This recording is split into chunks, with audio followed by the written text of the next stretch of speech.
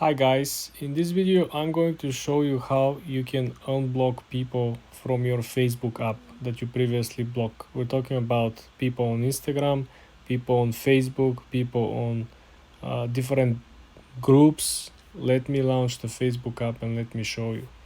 The first thing you want to do, guys, you want to go ahead and click on the lower right corner so you can launch your settings menu. Then you want to click on the gear icon at the upper right.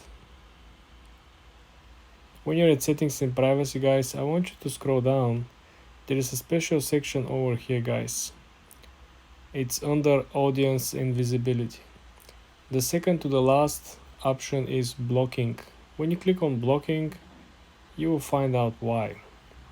Here you will have stored all the people who you previously blocked, and this is very important because this will simply allow you to be able to unblock them. As you can see on the right side, we have the button that it says unblock.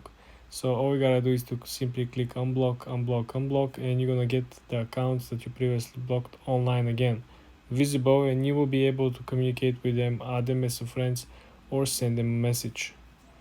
For more videos like this, guys, subscribe and come back for more.